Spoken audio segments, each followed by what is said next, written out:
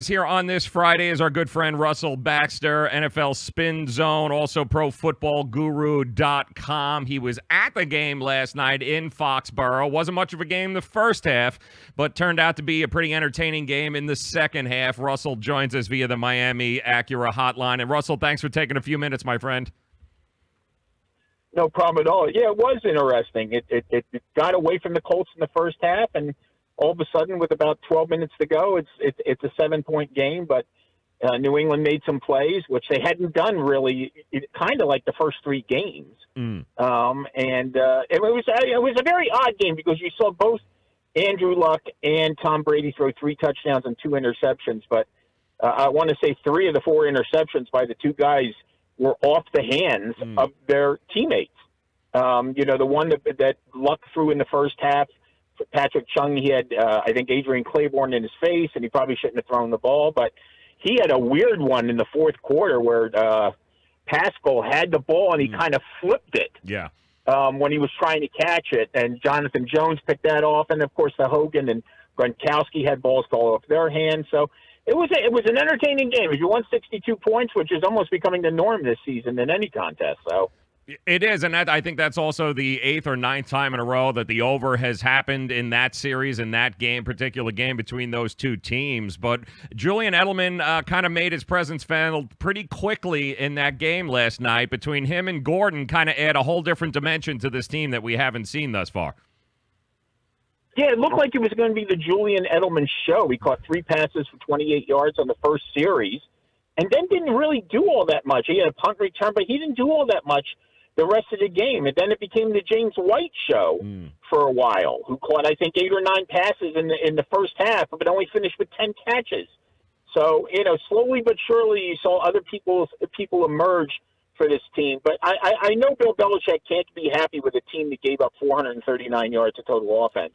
The Colts self-destructed on a couple of occurrences, but defensively there's still a long way to go. If you're the New England Patriots, giving up those pass yards, the Colts were just able to chip away and hang around. And, it's kind of strange. It was kind of like the Texans game where they were up and Houston, made it respectable, but this was even more so. So, obviously too early to bury the Patriots at 1-2, but certainly I wouldn't say they're totally back yet. I think they're still trying to find, and that's understandable with the amount of people they lost this offseason and the amount of people they're trying to groom. Remember, the vast majority of all their draft choices are on injured reserve. Yeah, and it's a shame, too, because fans, I know they're wondering, at least I was wondering watching that game last night, what would that have been if we had T.Y. Hilton and Mack in the offensive line? If Indianapolis had its weapons and was a little healthier, that might have been a different outcome. But what is your impression of Andrew Luck? Does he look 100% back? Does he look completely healthy to you? Not completely, but the last 2 weeks he had zip on the ball last night, which means he had zip on the ball last week at Houston. And for him to have zip on the ball 4 days afterwards to me is a very encouraging sign. Now he'll get a little time to rest his arm.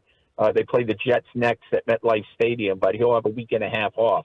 You go back to the end of the Philadelphia game, they had to bring in Jacoby Brissett to throw a Hail Mary pass. Exactly. Last week he threw the Hail Mary pass. Not saying it was on a rope, but a Hail Mary doesn't come on a rope anyway. But he is able at least to get the ball downfield. He threw with a lot more authority, and I think you could sense it in the post game from him that he felt like he was getting better. He felt like he still had a long way to go.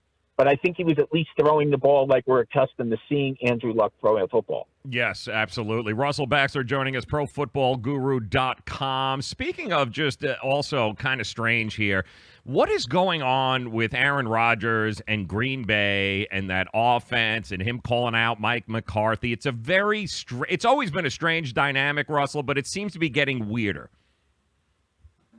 Well, I think this was less about calling out Mike McCarthy than other people do. I think he was just pointing out the shortcomings of the team's offense. And let's go back and look at something very closely, okay? Three second-half touchdowns when they beat the Bears, okay? Joe, they put 29 points on the board against the Minnesota Vikings. You know how many times their offense reached the end zone? Yeah, how many? Once. Once, yeah. Well, there you go. Once. They got 5 field goals and a blocked punt for a touchdown. That's how they scored the 29 points. They got started late. They only scored 2 touchdowns against the Redskins. Okay, they scored 2 first-half touchdowns and missed an extra point. In the Buffalo game, they got nothing but field goals in the second half. So, I mean, what's that? 2, 4, 5 offensive touchdowns in their last 3 games. Yep. Okay, so I understand the concern by Aaron Rodgers. And, you know, I heard Aaron Rodgers speak yesterday. I didn't hear him throwing anybody under the bus. I heard him saying that he had to play better as well. But, you know, it's a team that doesn't have all its receivers healthy. I think they miss Jordy Nelson a lot. I think he's still kind of getting used to what Jimmy Graham can do and so on. And it's a team that has to be offensive dependent because listen, I know they pitched a shutout against Buffalo last week.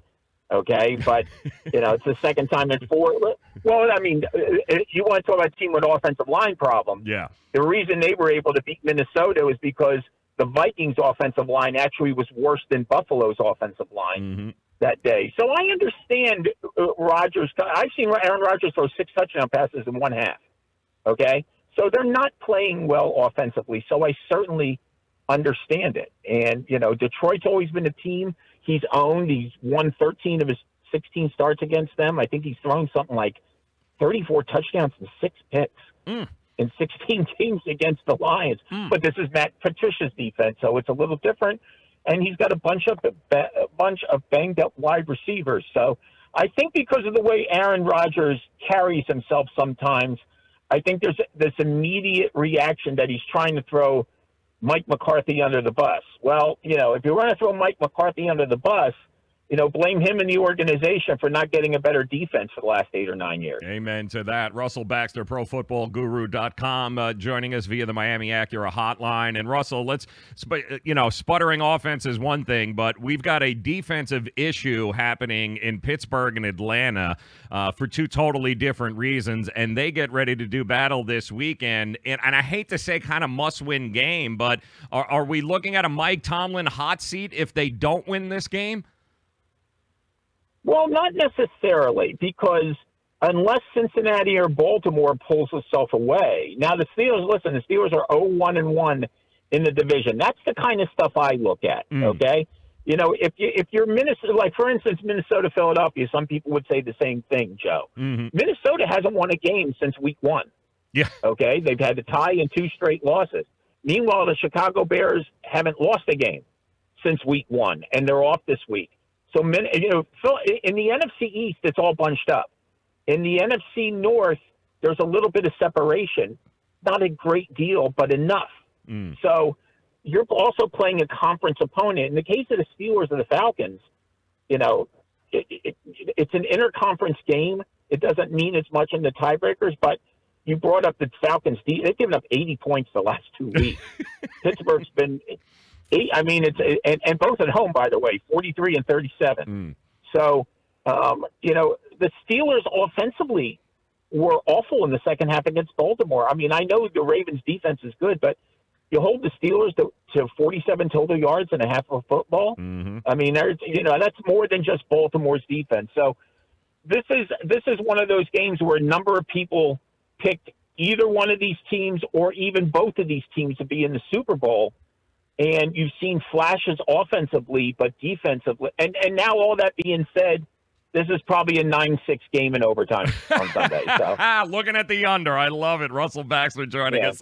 And how about for our Miami fans here in South Florida? It's started off with a bang. We were going to win the Super Bowl. Now Adam Gase is the worst coach that ever walked on earth. Ryan Tannehill has got to go. You know, you get destroyed by the by the Patriots like they did. Now they got to go on the road to Cincinnati, who nobody thought Andy Dalton would play the way he has played. A couple of surprising teams, to say the least, doing battle this weekend. How do you break it down?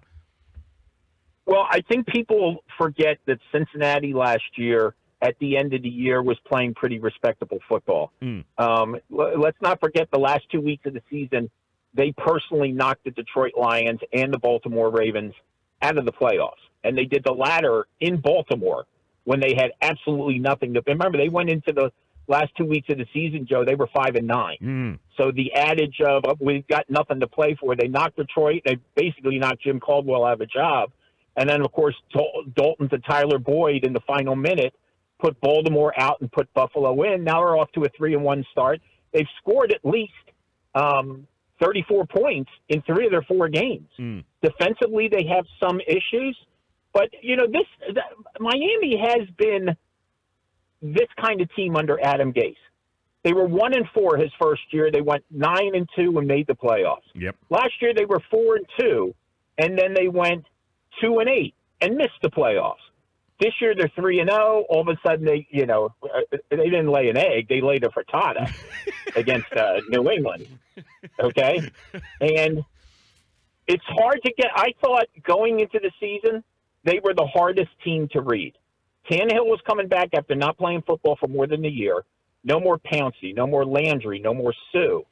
I couldn't figure out exactly what they're doing, and I still think they're a very, very hard team to figure it out. Now, all that being said, they're still 4 weeks into the season, or 4.5, atop the AFC East. And if they can steal one at Cincinnati, we shall see. That changes the game, that's for sure. All right, and before I let you go here, Russell, I'm a diehard, lifelong Jet fan because I enjoy pain, but can Todd Bowles survive this season? Can the New York Jets continue with a young quarterback in Sam Darnold with a defensive-minded head coach? We've seen what's happened with Sean McVay, Matt Nagy in Chicago with young guys. You bring in these offensive-minded guys. Does Todd Bowles survive the year in New York?